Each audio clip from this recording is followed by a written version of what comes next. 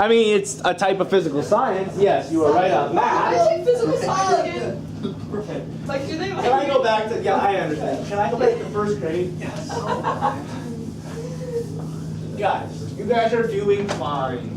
Why are you? Oh yeah, come on in. Sorry. Why are you a science teacher? Why am I a science teacher? What do you want me to teach? Well, I mean, like, obviously you aspire to Amish so much.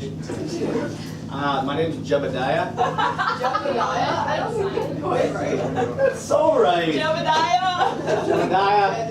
Amish. Jebediah. No, he can be Jeb. He can be Jeb if he wants to. I want to be Jeb, alright? Wait, I want to sit next to you. Jebediah. Or no. I'm so weak. What's your last name? Jebediah. I don't know. Anyways, here we go. This whole chapter is primarily focused on a concept known as intermolecular forces. And we talk about a different type of force quite often up to this point. So here is our definition of what an intermolecular force is. I have talked about it. We haven't really focused on it, but I have alluded to it. What an intermolecular force. And guys, the reason why this stuff is harder second semester is because it heavily builds off first semester. You guys remember electronegativity? Yes. We're going back to that. Oh, Heavily true. in this chapter.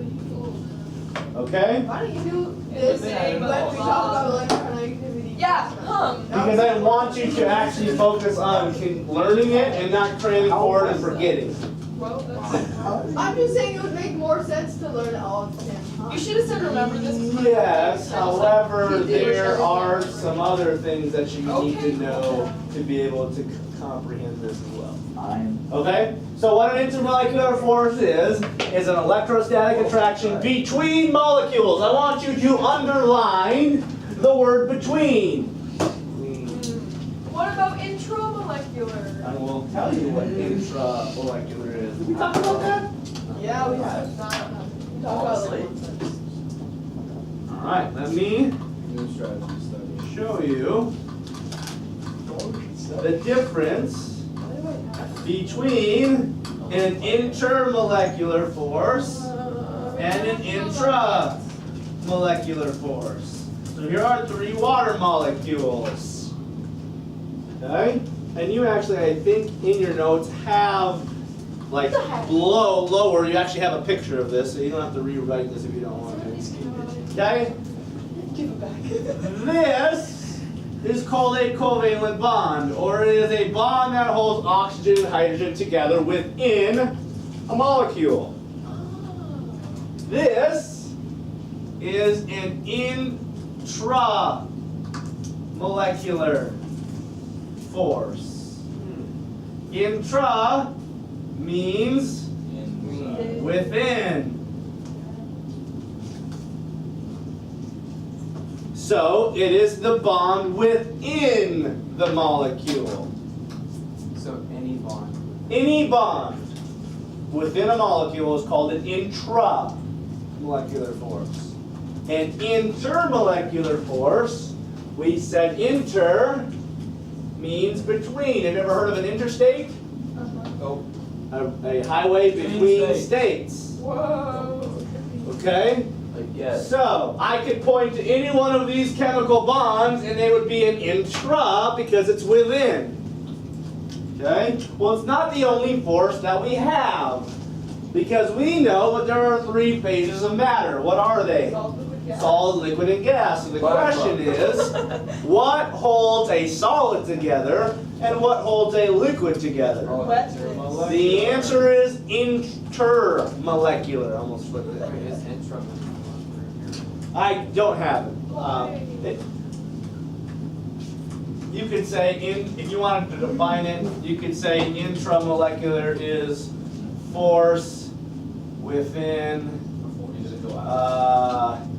compound. And you know, it's your chemical bond. Oh my goodness, Does that make sense? Because you guys understand when I'm talking about intra, what I'm talking about. Yes, I have a question. Yep. On page 6, under adhesive effects, it says number 5 is wetness. Does that mean water We're is not gonna wet? get to that. Okay? Now, you remember electronegativity? Oh. Yeah. What's the trend for electronegativity? Right enough. Or I mean, As I go to the right and as I go up, my electronegativity value what? Increases. Now, do you guys remember what electronegativity had a huge impact on? Anybody? Size? Oh no, like the radius. Well, size had a big effect. It's like the main thing that had an effect on. Yeah, outer electrons. Start with a P. Polarity. Polarity. You want to know what intermolecular forces are dependent upon? Polarity. So here we go. Electronegativity value was essentially this, as a quick review. Okay, most electronegative, weakest or least electronegative. What that means was how strongly atoms pull on their electrons when bonding. And we said this created a concept called polarities. Anybody remember the definition of polarity? opposites, yeah. Yes, opposite regions of opposite charge. So which of these two is the most electronegative? Oxygen, which means the electrons in this particular bond are going to be pulled. You're going to want to focus. Yes. This is not physical science anymore. You're right. These electrons are going to be pulled this way. What that does, if you remember, creates a region of negative charge. What that simply means, as up here, it's more negatively charged than down here. And this side was partially what? Positive. Positive, because you have a shift of electrons upward due to a difference in electronegativity. Okay? Well, all water molecules are going to have that. This side will be partially negative, partially positive. Partially negative, partially positive. Do you see why I specifically wrote the water molecules the way I did? Do you see opposite charges here? There we go. Okay? No? Oh, sorry. Oh. The reason why I have the oxygens of these water molecules pointed towards the hydrogens of this one is because a positively charged region of one water molecule is going to be attracted to a negatively charged region of a different water molecule. That force of attraction is called Polarity. Dipole. Electronegativity. Oh. intermolecular force. Nice. Guys, do charges, opposite charges create a force? Yes. Yeah. Yes. You see with magnets, right? There's a force there. The force is strong. Okay? Wow. Now, what do you think is stronger? Inter or intra? Intra. Intra 100%. Here's why. Last time I checked, I can go from a solid to a liquid to a gas fairly easily. Happens a lot easier than taking and ripping apart the hydrogen and oxygens that make up water, right? If we had a scale from 0 to 100, what this would be, intra would be the 100, and inter would be anywhere from 0.001 to 15. Big difference. So if you want to write this somewhere, I don't know if it might be in there. It does say that it's weaker. Intra is extremely, or a lot more strong than your inter. Come on. I don't know if you guys know this. It is this force of attraction created from electronegativity, which creates polarity, that causes particles to exist in the solid and liquid state. So when I go to the gaseous state, what do I have to break? The intermolecular forces. When this force gets broken, they no longer are held together. And they turn into the what form? The gaseous form. Make sense? Alright, that's a crash course on the difference between inter and intra. Questions? I love crash course. Are you John Green now? Okay, that's kind of what I already said. Solid. Alright, there are 3 types of intermolecular forces. Okay, the first type is the most common. It's known as a dipole-dipole. Wow. people like to call it dipple-dipple, but it's dipole-dipole. Okay? Alright, so dipole-dipole force is one of the three types of intermolecular forces. And what happens is when one end of a polar molecule is attracted to the opposite end of a different polar molecule, like I just showed.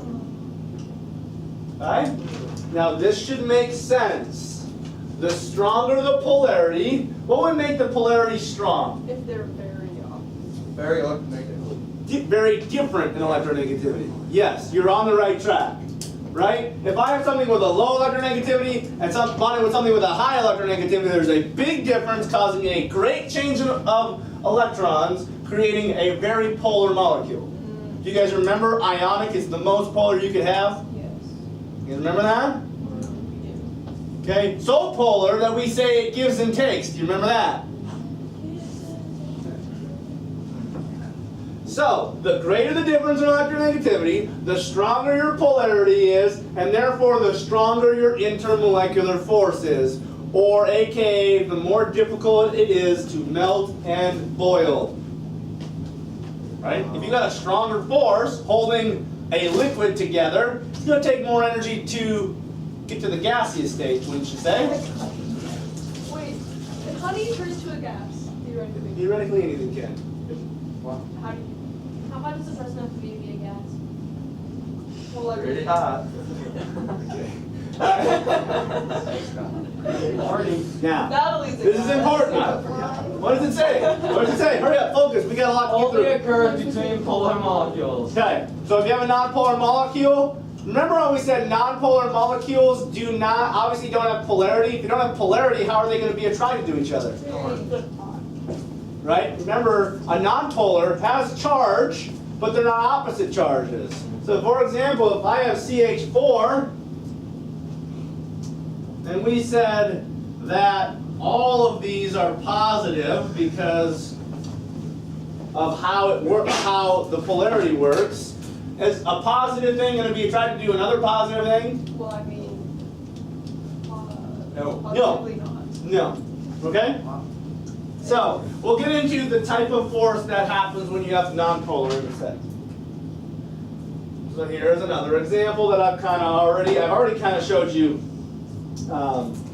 with your water molecule. What you've got is more electronegative, shift of electrons that way, making it negative on one side, positive on the other. Following? Okay? This is arranged so the positive end of one molecule is attracted to the negative end of another molecule, creating your intermolecular force of attraction, which holds it in the solid or liquid state. Now, it's a dipole-dipole force. Second type, I want to make this very clear. Hydrogen bond, this is my second kind of intermolecular force, is just a stronger version of a dipole-dipole force. Everybody hear what I just said? They're exactly the same, except the only difference is they give hydrogen bond a new name because it's just the strongest type of dipole you can have. Okay, now remember, intermolecular force strength is dependent upon the difference in the bigger polarity, right? Which means that's created from the biggest difference in electronegativity values. So when we're talking about covalent, what is my most highest electronegative nonmetals? These three are my highest electronegative nonmetals up here. What's my lowest electronegative nonmetal? Francium. Oh, non-metal. Hydrogen. Hydrogen. So when you have hydrogen with fluorine, oxygen, and nitrogen, what you have is your highest, most polar covalent bond. And when those when two molecules have this, what you get is a type of bonding called hydrogen bonding. Is this still polar? Just like a dipole, right? Between polar molecules. The only difference is hydrogen and oxygen here are your really big difference in electronegativity, guys. Which means that this charge and this charge are going to be relatively strong, or the most strongest type of covalent bonds you could have. or type of intermolecular forces your covalent bonds will have. Okay, so the only difference, listen, the only difference between hydrogen bonding and dipole-dipole, they're both between polar molecules, they're both the result of differences in electronegativity. The only difference is hydrogen bonds are the strongest type of dipole, created when you have the least electronegative nonmetal bonded with one of the three most electronegative nonmetals. And when you've got a big difference in electronegativity, you've got a very strong polarity, creating the strongest intermolecular force. So, I think that said that on the previous slide, So, that this is your strongest type of intermolecular force. Okay? This is why it takes a lot of energy to boil water.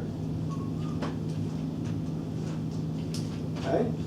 Again, still only occurs between polar molecules. Alright. I am going to. I think it might take 2 days to finish this. Yeah, I think so too. Yes.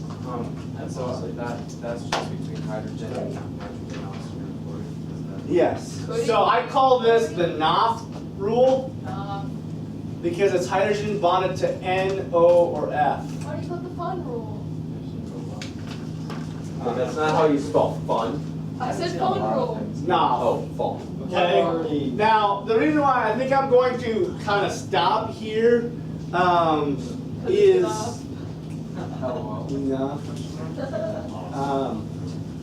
is I want to make sure that there's quite a bit of review that I had to go through, kind of get you caught back up on what electronegativity is, what polarity is, okay, and how great of an impact that has on an idea known as intermolecular forces, right, Gage?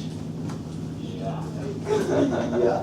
What do you think you guys are talking about over here? he's describing a scene from a movie. No shame. What movie? No shame. I fall asleep yet. Oh yeah, there's all Yes. the dominoes, Now, the big fat. all right. We should go like that. So, let me summarize what I just talked to you about. Okay?